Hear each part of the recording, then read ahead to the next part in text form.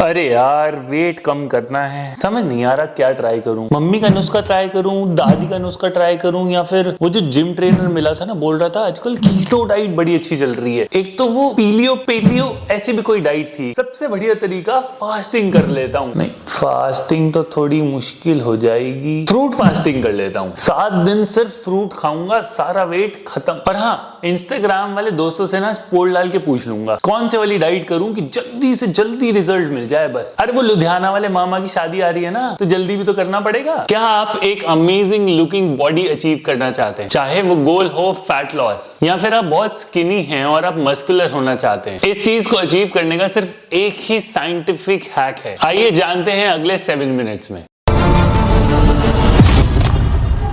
Calorie एक unit of energy है। चाहे कोई छोटे से छोटा काम हो आपके बॉडी में, जैसे कि सांस लेना, या फिर कोई एक्सटर्नल काम हो जैसे कि एक्सरसाइज करना, इन सब कामों को करने के लिए आपकी बॉडी को एनर्जी चाहिए। और ये एनर्जी कहां से मिलती है? जो आप फूड खाते हैं या फिर आप कुछ ड्रिंक करते हैं। All of this provides energy for our body. अब एक बहुत सिंपल प्रिंसिपल है, अगर आप अपनी बॉडी की एनर्जी की रिक्वायरमेंट से ज्यादा खाएंगे तो आपका वेट इंक्रीज हो जाएगा। अगर आप उस एनर्जी से कम खाएंगे तो आपकी बॉडी वेट लूज करने लगेगी। So basically equation goes like this. So अगर आपको वेट लूज करना है, आप अपने बेस लाइन कैलोरीज से, जिसको हम टोटल डेली एनर्जी एक्सपेंडिचर के नाम से भी जानते हैं, उससे कम खाएं। इस फिनोमिनन को बोलते हैं कैलोरिक डेफिसिट। अगर आप वेट गेन करना चाहते हैं तो आप अपनी बेस लाइन कैलोरी TDEE से थोड़ा सा ज्यादा खाएं। इस फिनोमिनन को हम बोलते हैं कैलोरिक सरप्लस। इस बात को सिर्फ साइंस की नहीं बल्कि हमारा वैदिक knowledge,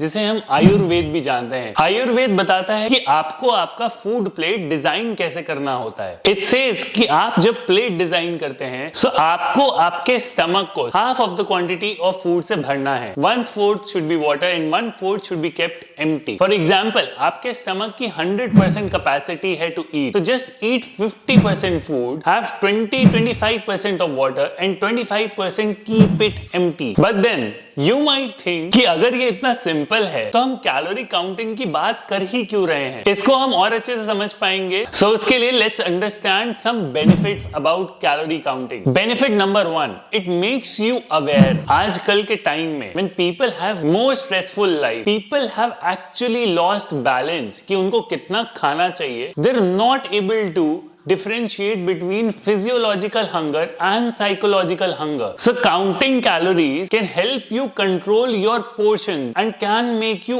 a lot aware. Benefit number 2 is goal setting. आप अगर basic understanding से calories को set करेंगे, then you won't set unrealistic goals for you. Because आप एक टाइम पे बहुत ज्यादा deficit यानी बहुत ज्यादा कैलोरीज को कम नहीं कर सकते हैं और बहुत ज्यादा कैलोरीज को बढ़ा भी नहीं सकते हैं। Because this can do more harm than good to your body. Do you know, आपको लगभग 3500 कैलोरी का डेफिसिट बनाना होता है सिर्फ 1 पाउंड यानी कि लगभग 400 ग्राम वेट लूज करने के लिए। Hence, it also helps you set realistic goals. Third and most important benefit, it is proven and tried and tested to give you 100% result. No matter आप किसी भी स्टेट पर हैं अपने बॉडी कंडीशनिंग के एंड आप कोई भी अचीव करना चाहते हैं गोल, this can 100% provide you result. I can proudly say this after watching a lot of transformations of my clients, and also बहुत सारे scientific researches also prove why